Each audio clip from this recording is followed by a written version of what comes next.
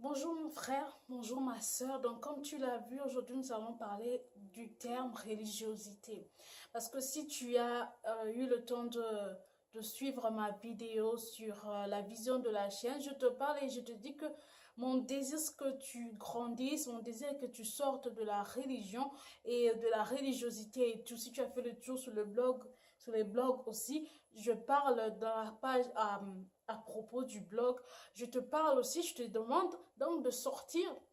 Je te dis donc que mon désir est que tu sortes de la religiosité. Alors là, je me dis, peut-être que tu ne comprends pas au fait le terme religiosité, ou peut-être que tu comprends, mais pas de la même manière que je l'entends. Donc aujourd'hui, c'est pourquoi nous allons parler du terme religiosité et tout. Donc j'ai fait quelques recherches. Selon le monde, j'ai ma propre définition du terme religiosité, mais j'ai voulu aussi prendre ce que les autres disaient et tout.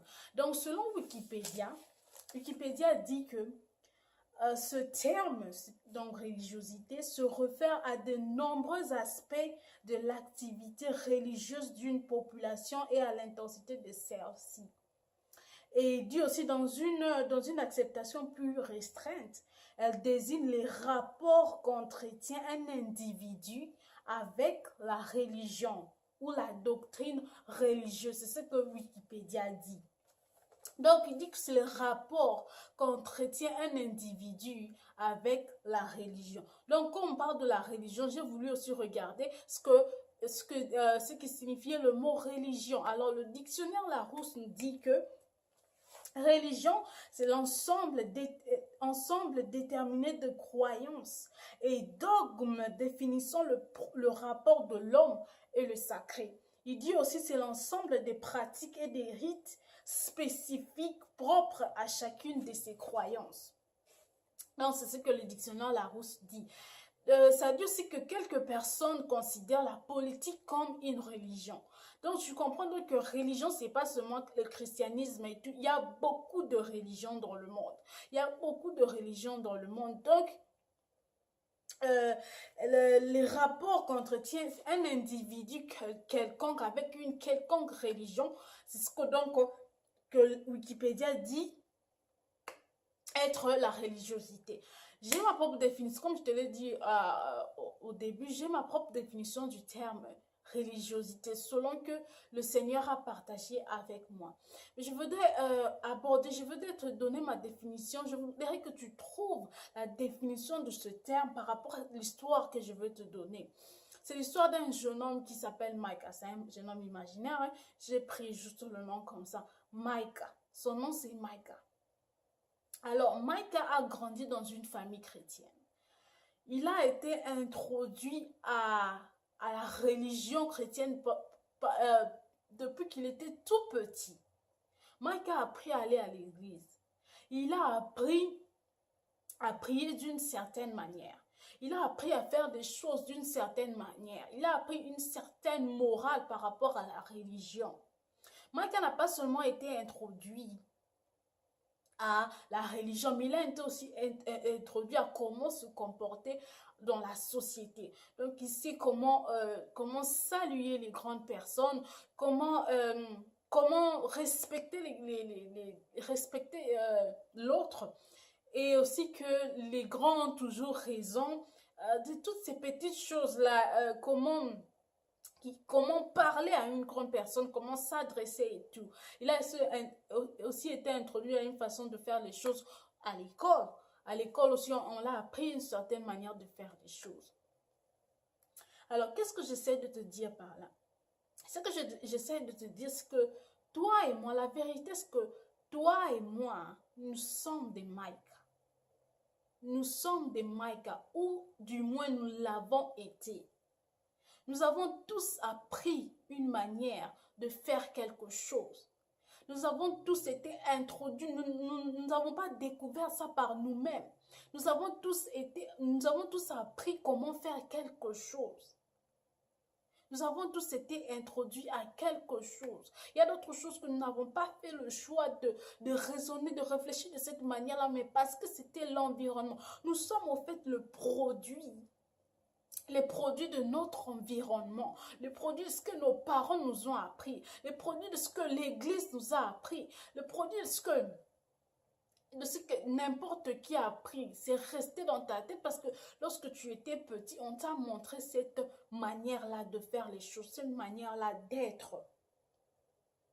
Donc, c'est la même manière que les croyances religieuses sont les produits de ce à quoi nous avons été introduits. Les croyances religieuses sont... Donc, c'est ça la religiosité. La religiosité, c'est toutes ces croyances-là. Toutes ces croyances-là, si nous voyons donc le rapport qu'entretient un individu avec la religion. Donc, tu comprends que c'est... Écoute maintenant la continuité de l'histoire de Micah. Micah a grandi. Maintenant, Micah a grandi. Micah apprend à faire des choix par lui-même. Il apprend qu'ici, il faut dire non et ici, il faut dire oui. Il apprend que dans certaines situations, c'est un oui et c'est un non. Il apprend à faire des choix par lui-même. Micah apprend et introduit maintenant aux situations de la vie. Il doit prendre des décisions comme un mature. Il grandit et il veut comprendre, il veut poser des fondements, les fondements que les parents ont posés. Il veut faire le choix de continuer soit sur ces directions-là, soit alors prendre mes propres décisions que peut-être il peut trouver bon, ou c'est pas nécessairement bon, mais que peut-être il peut trouver bon. Donc, Micah est dans cette période de maturité là, où il doit savoir s'il doit continuer la manière dont on l'a appris ou alors il doit faire son propre choix. Alors un jour, Micah rencontre un ami, rencontre quelqu'un qui en fait se rend compte que Micah a une autre façon de faire les choses. Micah a la religion, a une façon de faire les choses que lui il n'a pas. Alors son ami commence à lui poser des pourquoi est-ce que tu crois qu'il y a un Dieu? Pourquoi est-ce que tu crois qu'il faudrait aller à l'église? Pourquoi? Son ami lui pose des questions comme ça. Et parce que Micah n'a pas de fondement. Micah n'a pas de fondement. Tout ce qu'il sait, c'est ce qu'il a appris. Il n'a pas de fondement. Micah commence à avoir des questions lui-même aussi. Il essaie de répondre. Micah commence à poser des questions, avoir de ces doutes qui lui le dérange, au fait, qui le pousse à poser des questions si vraiment c'est que on l'a montré était vraiment vrai. Parce que son ami n'a pas seulement posé des questions, mais il a mis des sémences en lui qui le poussent à douter. Alors parce que Micah n'a pas de fondement, Micah n'a pas de réponse à ça. La vérité, mon frère et ma soeur, c'est que nous sommes tous des Micah, ou bien nous l'avons été, en tout cas moi je l'ai été. Nous avons accepté cette manière de faire des choses aussi simple, une manière de faire des choses. Et nous avons eu l'habitude de continuer de cette manière-là sans même nous poser des questions, sans même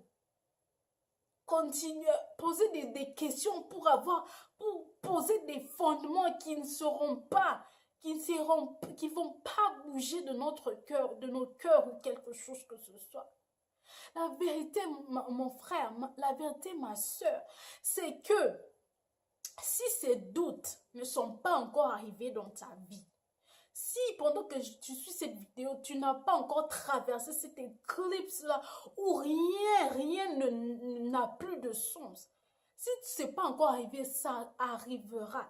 Ça arrivera pourquoi? Parce que l'être humain aime avoir ce fondement sur les choses qui